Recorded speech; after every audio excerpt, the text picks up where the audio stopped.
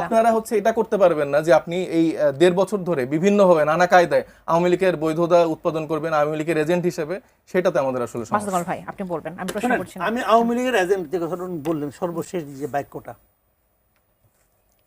আমি এখানে বসেই ওপেন চ্যালেঞ্জ করে দিচ্ছি যে আমি আওয়ামী লীগের কাছ থেকে ১ টাকার সুবিধা পাইছি, ১ টাকা যদি কেউ প্রমাণ করতে পারে। আমি সাংবাদিকতা করি আজকে ৩৬ বছরের ভাই, এই ৩৬ বছরে আওয়ামী লীগের কোনো একজন সদস্য বাদ দেন, আওয়ামী লীগ পার্টি করে তাও বাদ দেন, আওয়ামী লীগের এমপি মন্ত্রী বাদ দেন, আওয়ামী লীগের ব্যবসায়ী একটা লোককে কেউ যদি বলতে পারে যে মাসুদ কামাল আমার কাছ থেকে ৫ টাকা নিছে, ভাই আমি একটু যতটুকু বুঝতে পারছি ১৭ বছরের কথা উনি বলেন নাই, যেটা বললাম যে মাসুদ কামাল ভাইরা আসলে এগুলো বলতে খুব আনন্দ পায়। এখন আনন্দ পায় এই জন্যই যে তারা তো আসলে চেয়েই ছিল যে আসলে এই ব্যাপারগুলোই ঘটুক, মানে এটা কিন্তু তার বলার মধ্যে একটা খুশি আছে, আনন্দ আছে।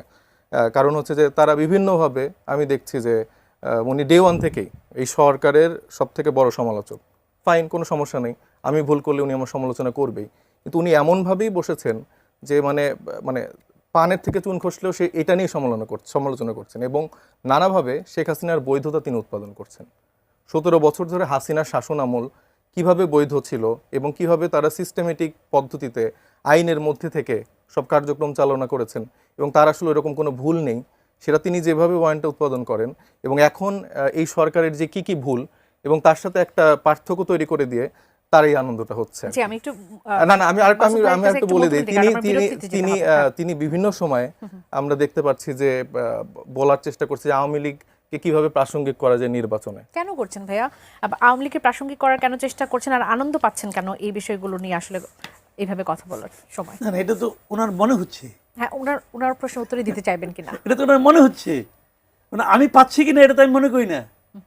শুনেন আমি বলি, এই পুরা এনসিপিতে যত লোক আছে, আমি আঙুল দিয়ে বলে দিলাম, এই এনসিপিতে যত লোক আছে এই সবাই নেতা থেকে শুরু করে কর্মীপন্থ গত ১৫ বছরে লেখায় কথায় বলায় হাসিনার বিরুদ্ধে যা বলছে সব যোগ করলে আমি যা বলছি তার অর্ধেক হবে না। ঠিক আছে, কথা বলি, আমি এটা চ্যালেঞ্জ দিলাম, আপনি আসেন। ঠিক আছে, আমি একটু বলতে আমার তার অর্ধেক হবে না। মাসুদ কামাল আমি কি ভাই, তো লিস্ট নেই।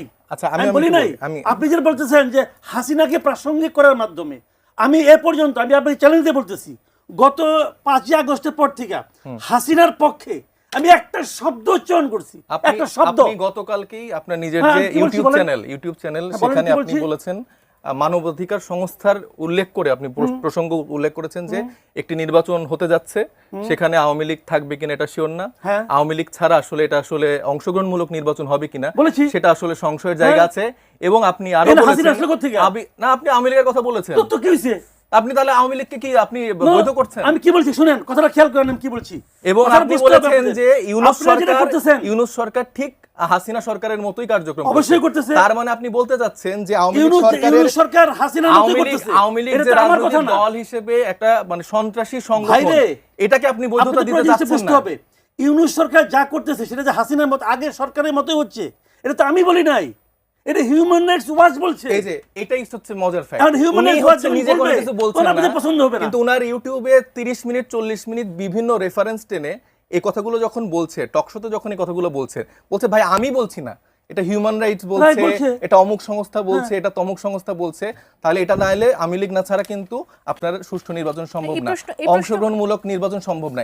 এবং উনি যে বললেন যে উনি 17 বছরে এই তরুণদের থেকে অনেক বেশি আকারে লিখেছে, হিসাব করে দিতে পারেন, তাহলে আমার কথা হচ্ছে যে সাগর রুনির ঘটনা আপনারা জানেন, এরকম এই 17 বছরে আমি 2020 থেকে 23 সালে 270 জন ওপরে সাংবাদিকদেরকে হামলা করা হয়েছে, গ্রেফতার করা হয়েছে, গুম করা হয়েছে, খুন করা হয়েছে, আর 17 বছর হিসাবটা আরো বেশি।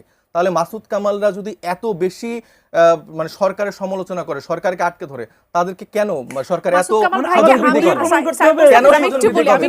এত গুম খুন মানুষ হয়ে যায়, এত মানুষকে তুলে ফেলে বিরোধী মত প্রকাশের জন্য? মাসুদ কামালরা এখনো ঠিকঠাক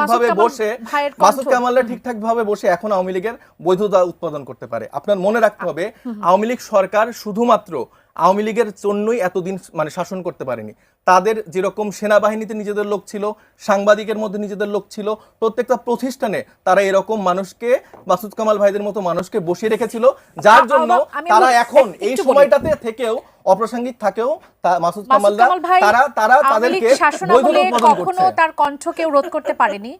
আওয়ামী শাসন আমলে মাসুদ কামাল ভাই তার এই বলে? কণ্ঠ বজায় রেখেছে। হ্যাঁ, আমরা যতটুকু জানি, আমি একটু একজন দর্শক আছে, আমি- একটু প্রশ্ন করতে চাই, তার প্রশ্নটা একটু নিয়ে আসতে চাই। দর্শক স্বাগত জানাই, কে বলছেন, কোথা থেকে বলছেন, আপনার প্রশ্নটি করবেন। সালাম আলাইকুম। ওয়ালাইকুম সালাম। আমি পিন্টু দুয়ারি পটুয়াখালী থেকে বলছি। বলবেন, আপনার প্রশ্নটি করবেন। আমার প্রশ্নটা হচ্ছে, নেপালের অন্তর্বর্তীকালীন সরকারের প্রধান সুশীলা কার্কি তিনি বলেছেন যে আমি কোনো আইন কানুনের উপরে হাত দেবো না, ঠিক আছে, আমি একটা নির্বাচন দিয়ে চলে যাব মার্চ এপ্রিলে। কিন্তু তার বিপরীতে আমাদের দেশের অন্তর্বর্তীকালীন সরকার যে এতগুলো সংস্কার কমিটি করেছে, ঠিক আছে, তো এই সংস্কার আদৌ সম্ভব কিনা, ওটা হচ্ছে আমার প্রথম প্রশ্ন। দুজন অতিথির কাছে। আর আপনার দ্বিতীয় প্রশ্নটি হচ্ছে- আপনার প্রশ্নটি পেয়েছে। জি, আমি একটু মাসুদ কামাল ভাই আপনার কাছ থেকে এটা নিতে চাবো। এই প্রশ্নটি আসলে আমারও ছিল যে সংস্কারের বিষয়টি আসলে কোথায় গিয়ে দাঁড়াবে, এটা আমি সাইফ মোস্তাফিজ আপনার কাছ থেকে একটু শুনবো। তিনি প্রশ্ন করছিলেন, প্রশ্নটি নিশ্চয়ই শুনেছেন যে নেপালের প্রধানমন্ত্রী এসে তিনি 3 মাসের মধ্যে তিনি ডিক্লেয়ার করলেন যে তিনি আসলে আইন কানুনের কোনো কিছু সংস্কারে হাত দেবেন না, এটি তার এখতিয়ারে নেই, তিনি নির্বাচনের কথা বলেছেন। তাহলে সেক্ষেত্রে উল্টো দেখা যাচ্ছে যে আমাদের দেশের সংস্কারটা আসলে ঝুলে গেছে। এখন পর্যন্ত সংস্কার নিয়ে আমরা জানি না যে আসলে কি সংস্কারটা আসলে হতে যাচ্ছে বা কি। আপনি এটিকে কিভাবে দেখছেন? শুনেন, এরা সংস্কার করতে যাচ্ছে, এই সংস্কারটা এখন ঝুলে গেছে এই কারণে যে এই সংস্কারের শুরুটাই ঠিক ছিল না, এবং শুরুর থেকে আমি বলছিলাম কেন ঠিক ছিল না। এখন শুরুর থেকে বললেই তো খারাপ হয়ে গেলাম। ভাই আমি শুরুর থেকে বলতেছি এটা ঠিক হবে না। দেখেন এখন কি হয়েছে, আমি একটা এক্সাম্পল তো বলে খেলাম। আপনি দেখেন এখন কি হচ্ছে, এটা কীভাবে বাস্তবায়ন করবে এটা নিয়ে আলোচনা হচ্ছে। প্রথমে আবদার উঠলো যে এটাকে সংবিধানের উপরে জায়গা দিতে হবে, তারপরে আরেকটা আবদার আসলো যে এটা নিয়ে কোনো আদালতে যাওয়া যাবে না। আমি তো একটা কথা সবসময় বলি যে nothing can go unchallenged, nothing, nothing মানে নাথিং, কোনো কিছুকে আপনি আনচ্যালেঞ্জ ছাড়তে পারবেন না।